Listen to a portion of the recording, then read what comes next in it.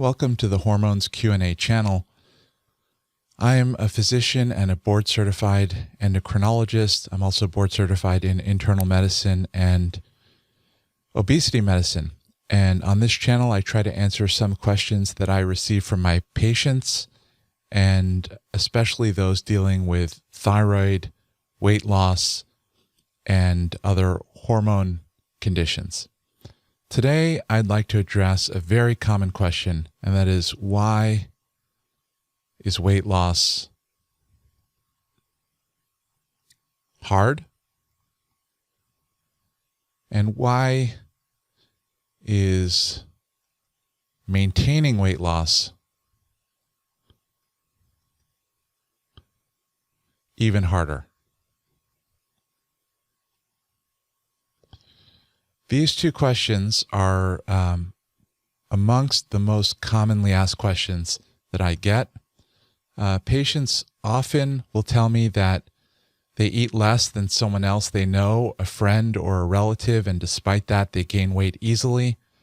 And they will note that unless they are taking sort of unnatural measures, exercising a tremendous amount or eating very low calories, that the weight always seems to come back. And so a question they have is it my hormones? And is something wrong with me? And I'm going to make the argument today, which I think is well founded by evidence, that the answer is indeed yes. It is their hormones, and that there is something wrong, but maybe not in the way that you might think. So the first point I'd like to make is that body weight is regulated. In one of my earlier videos, I talked about how hormones serve to regulate different processes in the body. So hormones regulate temperature, hormones regulate our heart rate, hormones regulate the levels of calcium and sodium and potassium in our blood, and hormones regulate our body weight. So you may or may not believe that, but I'd like to make the case for it. A lot of people think that weight and weight loss and weight maintenance is about discipline, is about hard work, that people who gain weight or are overweight because of laziness. A lot of people believe this, but I'd like to argue otherwise. So let me just take the example of my son, who is 17 years old. He's a boy. He weighs 150 pounds, and he is 6 feet tall, 6 feet 0 inches. And month after month after month, he weighs 150 pounds. So for the last year, he'll gain a pound or two, lose a pound or two, gain a pound or two, lose a pound or two, but he's always around 150 pounds. A pound of fat, as some of you may know, contains about 3,500 kilocalories or calories of energy. So a pound of fat contains 3,500 calories of energy. And if you want to lose a pound of fat, you have to use 3,500 more calories of energy than you eat. So that comes out to be, if you want to have the same weight for a whole year, then in that year, the amount of energy you burn has to be matched to the amount of energy you eat to within 3,500 calories. A year is 365 days in 1 year. And so 3,500 calories divided by 365 days is less than 10 calories a day. That means that if you want your weight to stay the same for a whole year, you have to match the amount of calories you eat to the amount of calories you burn per day to less than the number of calories in a potato chip. Now, I can guarantee you that my son is not counting calories. He plays video games for about 3 hours a day. He doesn't have a particularly healthy diet. Sometimes he does sports, other times he doesn't. But somehow his body always makes sure that on average, he matches how many calories he burns to how many calories he eats to less than 10 calories per day, less than one potato chip or one sun chip per day. And so that can only happen if his body is regulating his weight. And it does so on both ends of the equation, right? So weight loss occurs when energy used, energy burned, is greater than energy eaten and absorbed. And weight gain occurs when energy used by the body is less than energy eaten.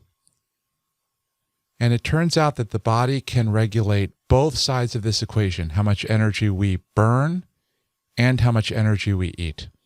And so when we take the example of my son, again, who's not trying to maintain his weight, in fact, he would prefer to gain weight if he could, when he starts to move less because he's not doing sports for a couple of weeks, then he automatically has a decrease in appetite, an increase in satiety, how full he feels after he eats.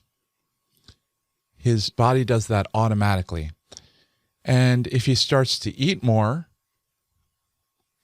he automatically feels less sluggish and he starts to fidget more, he starts to move more and burn it off. So his body is automatically keeping him at that weight. And our basal metabolism, the amount of calories we burn when we're not doing anything, can also change. So if he gets sick and loses weight from his 150 pounds because he has the flu or a stomach bug, then when he recovers from that, his appetite will go up. He won't feel like moving quite as much. And his metabolism will slightly slow, all of which will help him to recover to his normal weight of 150 pounds. This is a highly regulated process. And let me just take this example one step further. If somebody goes to their 20th reunion from high school and they are within 20 pounds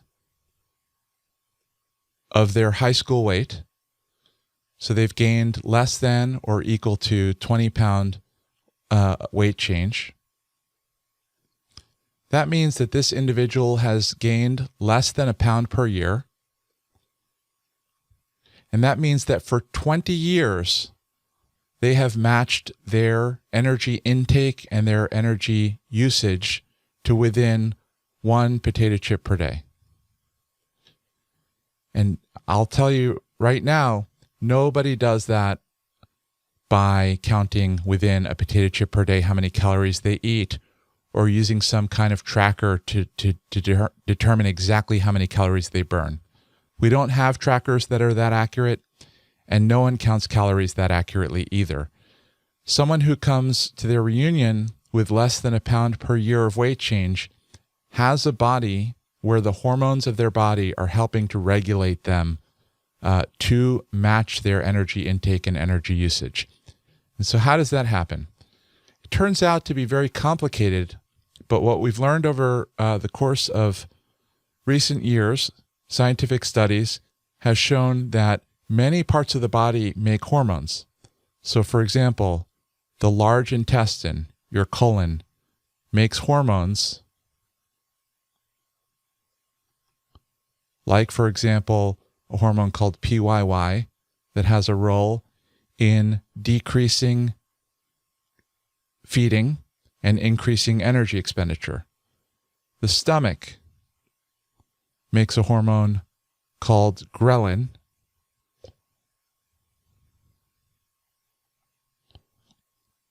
that has a role in increasing feeding and decreasing energy expenditure. Body fat itself makes a hormone, many hormones, but one of which is called leptin, and leptin has a role in decreasing feeding and increasing energy expenditure. The small intestine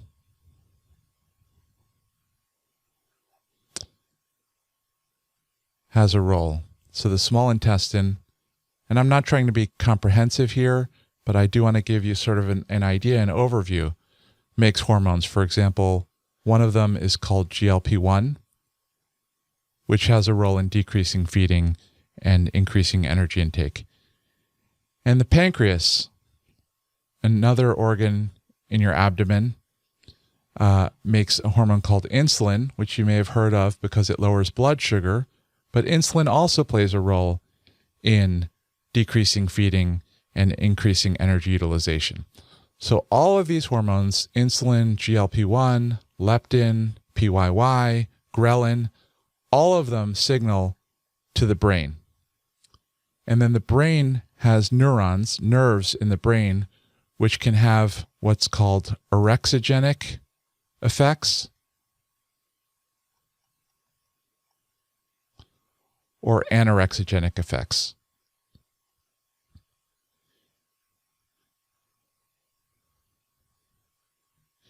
And orexigenic signaling within the brain increases feeding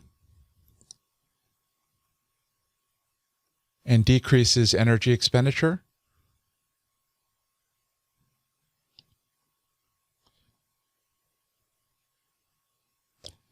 And anorexigenic signaling within the brain decreases feeding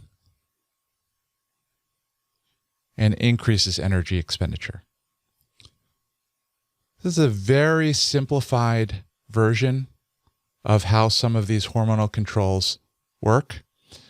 Within the brain itself, we have what's known as a hedonic or reward system that relies on other hormones like dopamine, has input from opioids, opioids that our body makes, not opioids like Percocet or oxycodone.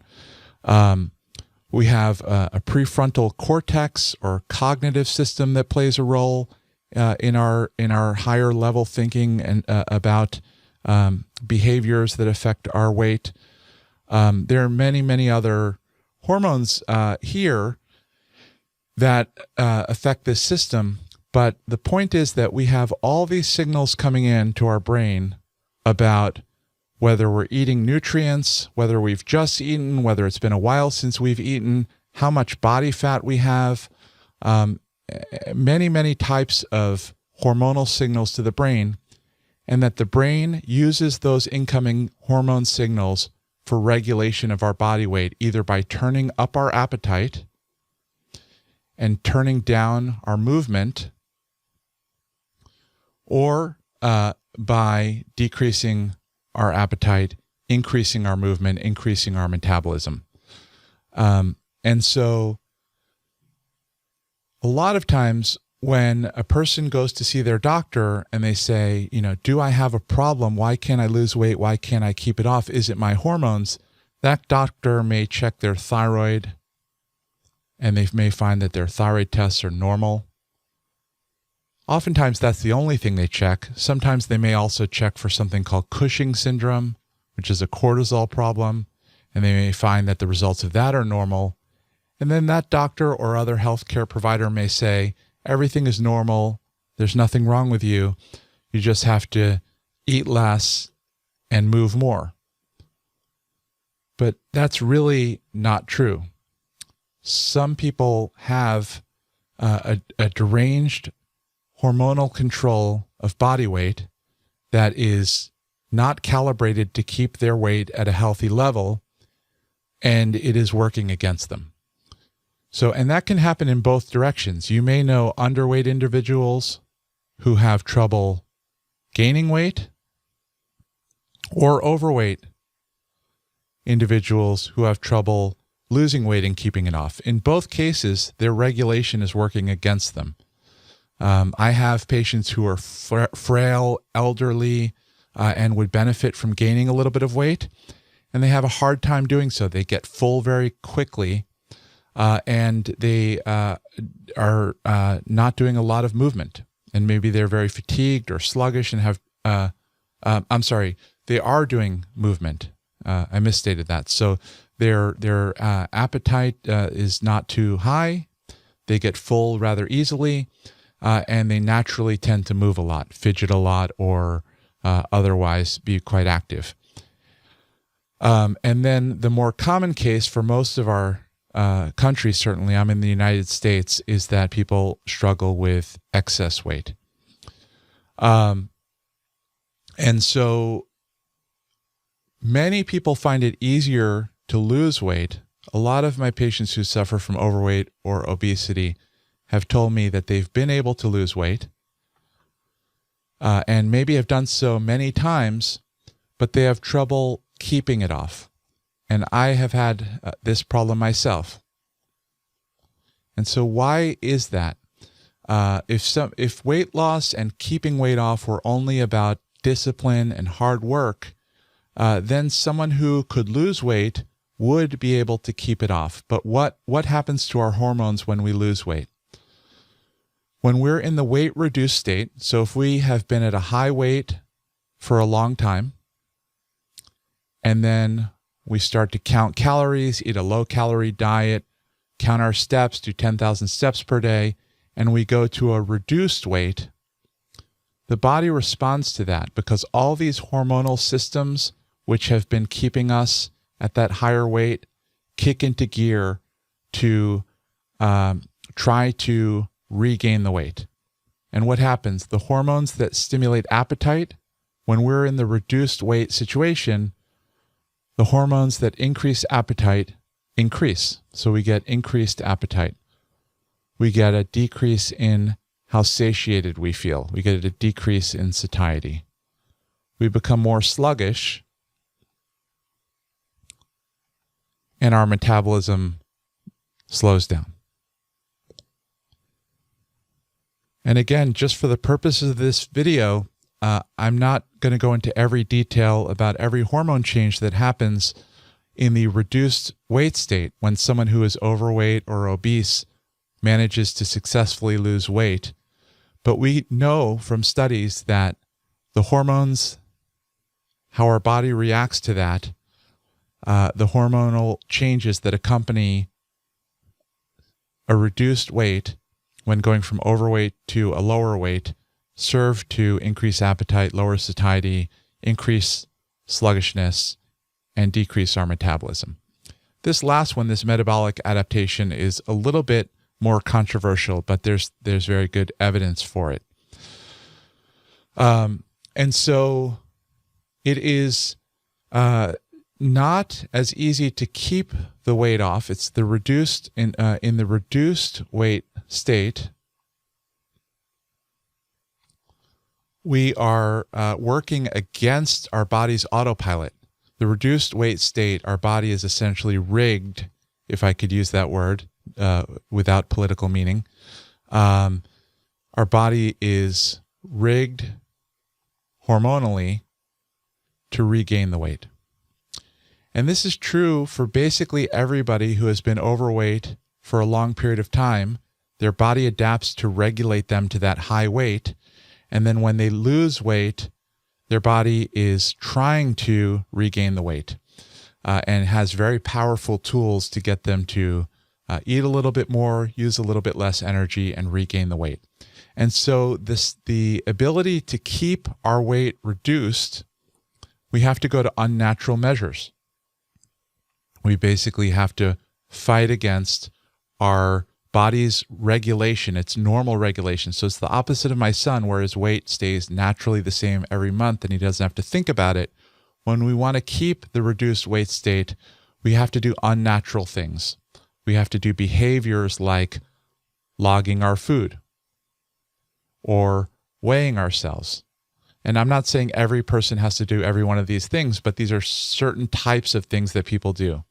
Or calorie counting, or step counting, or a lot of exercise. So very high amounts of exercise have been shown to help in sustaining a weight-reduced state. Again, I'm not saying everyone should calorie count or everyone should daily weigh themselves, but it takes certain types of behavioral changes to try and overcome the natural regulation of the body back to that higher weight.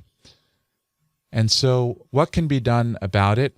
Well, these aren't tools for every person, but there are a couple of tools in the toolkit besides behavioral change. So we've got things like meal prep, for example, which is a behavioral change. We have nutrition changes like trying to avoid highly processed foods or to eat more whole, natural foods. Some people try to eat low carb. Other people have success with intermittent fasting. These are behavioral and nutrition changes. We have physical activity changes, which can fall into the form of either resistance training like weights or rubber bands, or aerobic exercise like jogging, for example. So these, I think most people think of these when they think about losing weight and keeping it off. And then we have two other types of tools, and one is medication, one is weight loss medication. And so what is the purpose of medication? Medication, many patients will say to me that, I don't want medication as an appetite suppressant because I already don't eat much. And I think that sort of misunderstands the purpose of medication. And I'll get to that in a minute.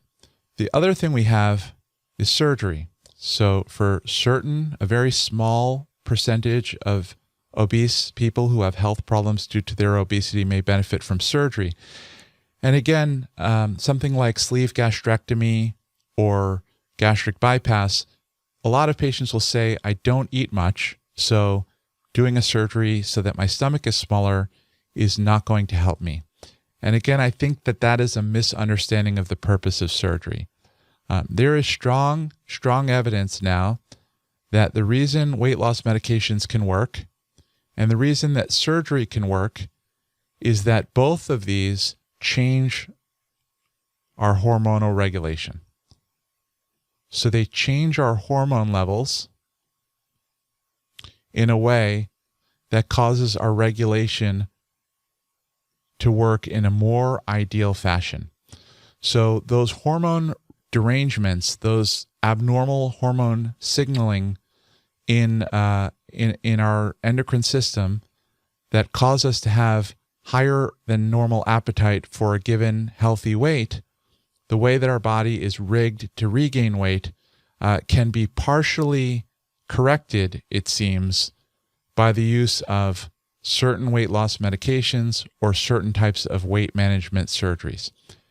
And the purposes of medication in that case is not to jumpstart weight loss, but rather to long-term keep our hormones in a more favorable state so that weight maintenance at a healthy weight is more natural. So the idea is to find a medication that works for you and to stay on it, because if you then later have lost weight and stop the medication, your hormones become rigged against you once again, and it becomes very difficult to avoid the weight gain. And the same thing with surgery. Surgery, the reason why people who have weight loss surgery tend to keep the weight off to a much greater extent for a much longer amount of time than people who don't have weight loss surgery is because it changes their hormone levels in a way that is favorable towards maintaining a healthier weight. I hope that makes sense. We have surgeries that make your stomach really small, and so that's a restrictive effect, but don't work that well for weight loss. And again, it seems to be because they don't change hormone levels in a favorable way. We have surgeries that cause malabsorption. So you may get diarrhea. You may not absorb nutrients from your food very well. And without changing hormone levels, those don't seem to work very well either. So people think that surgery works because it makes your stomach smaller or not absorb as much nutrients. And those don't seem to be the main reasons why surgery works. It's because of the hormone changes. And medication, it's even more so the case, different weight loss medications will change different hormone levels. And depending on your particular biology, the way that your hormones are working against you, one medication may work very well for you, another medication may not work at all. In general, medications are recommended only if you're more than a certain amount overweight, and particularly more so if you have weight-related health problems. So if you are, if you've tried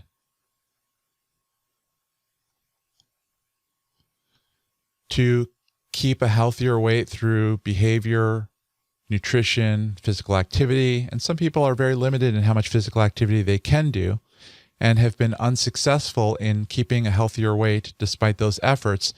And in particular, if you have weight-related health problems as a result of overweight, and those can include things like high blood pressure or diabetes or sleep apnea, high cholesterol, polycystic ovarian syndrome, the list is quite long, then you may benefit from weight loss medication and should discuss that with your healthcare provider if you are interested in that possibility.